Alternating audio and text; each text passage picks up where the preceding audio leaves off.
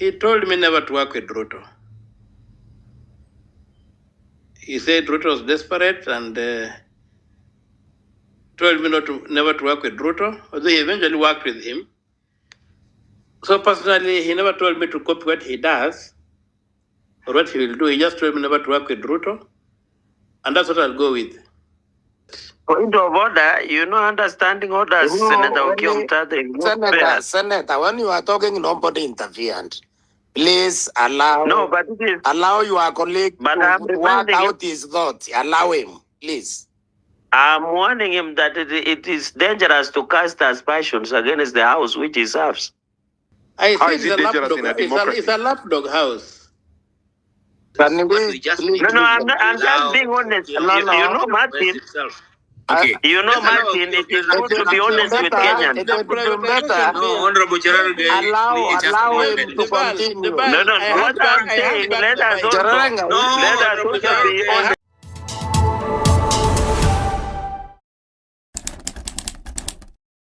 Okay, Omtatha, good evening. I yield the mic. I don't have much to say other than say thank you for the opportunity. It's a difficult time for the country because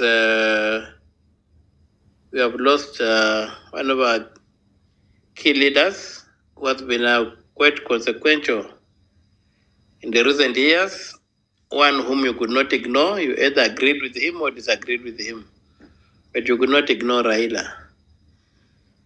I had a personal relationship with him. Though I never joined his party, I had a personal relationship with him in the sense that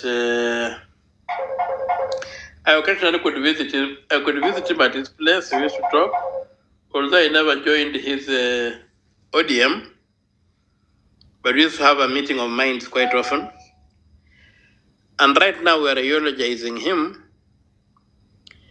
And basically, to eulogize is to say some nice things about somebody. And so, I think it may be a difficult time to really make a proper assessment of what the way forward might look like. Personally, a few days before he joined President William Ruto and the broad-based government, he told me never to work with Ruto. He said Ruto was desperate and told me never to work with Ruto, although he eventually worked with him. So personally, he never told me to copy what he does or what he will do. He just told me never to work with Ruto, and that's what I'll go with. I will not work with this government. The government that has got no bottom. It's a government that is that has done everything to burden us with debts that we shall never be able to pay in our lifetimes. And so that advice of his to me, never to work with Ruto, is what I'll stand by.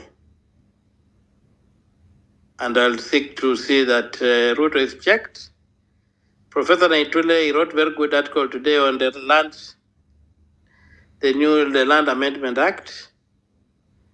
Although you called it a bill, it's not an act because it has been signed into law. You wrote a very good and very illuminating document. I've read other documents. Other people have also commented on the other bills. The cyber crimes bill, the privatization bill, mainly out of the 8. Although it's not really, well, these are bills were passed by a lapdog National Assembly, which has basically become a lapdog as a result of the broad-based government. ODM has lost its test. It's like the proverbial salt. Point of order. That has lost its test. Point of order, understanding orders, Senator Okiya Omtatah. Senator, when you are talking, nobody interfered. Please allow. No, but it is. Allow your colleague to work out his thoughts. Allow him, please. I'm warning him that it is dangerous to cast aspersions against the house which he serves. I How said is it dangerous in a democracy? It's a lapdog house. This bill should not have seen the light of day. But And you not were in the Senate. In fact, to be fair to Kenyans, Okiya Omtatah, and I respect you. Can we produce the answer on how you voted on those bills? Then you can now castigate it. But he's only No, one. I don't think we need to turn this into a parliamentary process. What we just need to I'm just being honest. You know, Martin. Okay. You know, Martin, it is good to be honest with Kenyans. No, Honorable Gerald, allow him to continue. No, what I'm saying, let us also be honest. All right, I've muted all of you. Can Okiya just finish his train of thought? And Senator Senator Cherugay, yeah, just let him have his head. Let him just complete his statement, and then he will give you time to also interrogate. I know you want to challenge that he's calling, the National Assembly and maybe the Senate as well. It's become a lapdog. Yeah, we shall interrogate that. I'll give you an opportunity to do that as well. Let me try and unmute. All right, okay, Omtatah, just continue. You have your space now. Senator Okiya Omtatah. I think let us just eulogize Baba and say good things about Baba, because that's basically what an eulogy is. An eulogy is not a criticism. An eulogy is basically to say good things about somebody from its Greek origins. And AU and Logos, so we are saying good things. And maybe my friend Chererke is right to make me not say bad things. But I'll just say that for me, we had a meal of fish with Baba. That's the last time I was with him physically at his place. That's when he told me not to work with Ruto's government. So he himself eventually worked. I will say that I'll go by the word he gave me. He never again called me and said I should work with Ruto. So that's where I will leave it. So were you confounded? Were you confounded and consternated when he was signing the memorandum of understanding with Dr. William Ruto? What was your reaction? Did you feel betrayed, or did you see duplicity in his character? Well, I think I made very strong remarks about it. I was deeply hurt because I was in Kisii when it happened. I traveled to Kisii for a court session. Then when I came from court and I saw the news in my hotel room, I was virtually confused. But what his last words, we never spoke again. But he had told me that I should not work with Ruto. He never told me to copy him. He just advised me. And reaching to that, he had a long discussion that told me that made me there. He was a highly knowledgeable person, very, very knowledgeable. He knew this country in out. He knew the history of the world, and he could regale you with a lot of stories. And he did on that day. And he explained a lot of things, history, and he educated me a lot of things. I also remember having a discussion with him when he wanted me to run on ODM, and I told him I would not run on ODM because I thought that being a senator on ODM would limit me in a way. And he told me it's very painful that I'll be constrained to run a candidate against you. And most likely you're not going to make it. But when I got elected, he didn't keep it. He didn't hold it against me. He remained friendly and fatherly. And he kept on advising me and was happy that when you remember when Parliament was, when the new Parliament was constituted, a lot of people crossed over to the government side. Baba was very happy that I did not cross. And that's how our friendship continued. As for ODM, I think it faces a big challenge, which unfortunately which is an unfortunate fact about political parties in this country, that they tend to be almost personality cults, in quotes, that they revolve around one powerful individual.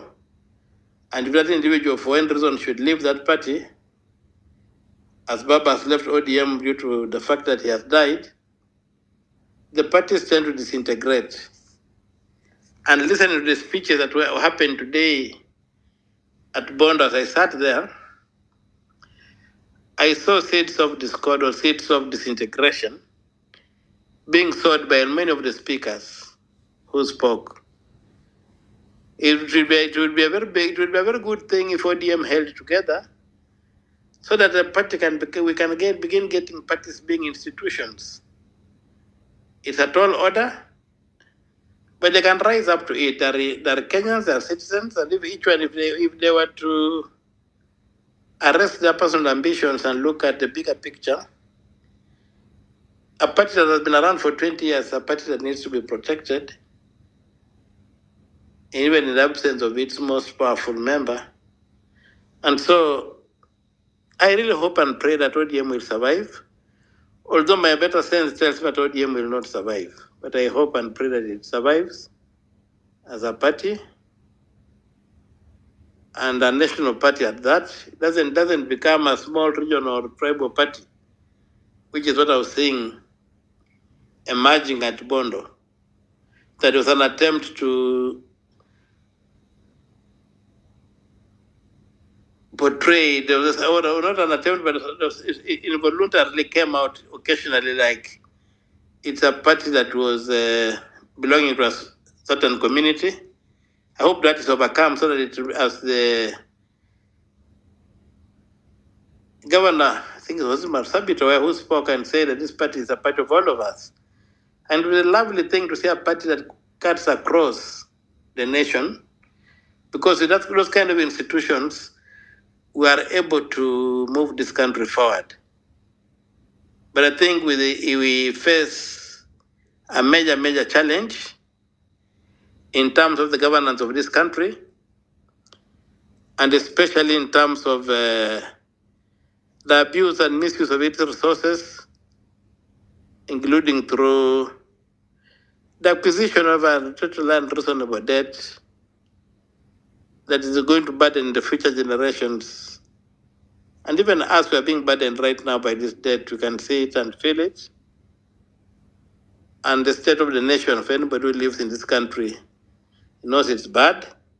Thank you. The other day I went to Kenyatta after the stampede at Kasarani and at Nyayo. I went to Kenyatta National Hospital the other night. There were 22 cases who were admitted from the earlier stampede. There were 23, but one had succumbed. Then on the second day, there were 24 who had been admitted. And the situation was dire, so we had to try and negotiate the bills to be waived and what have you. And also there was no room for them to be put in the normal wards because the wards are overwhelmed because there's a strike in the medical sector, and the county hospitals are not working. So patients are going to Kenyatta directly, and the hospital is overwhelmed, and you could feel it. And if you listen to Mama Aida today, talk about the need of having a functioning education system, functioning hospital, health sector, as things that Raila stood for, then you could say that the country is not sitting well, and we need to put our heads together and see that how do we get this country out of the hole that it is in, and how do we move it forward. And that involves my friend Senator Chererke. Much as he wants to be an apologist, he has a duty to do to help this country get out of the hole it is in. We can't pretend the country is doing well. It is not. Thank you, Dibal. I concede.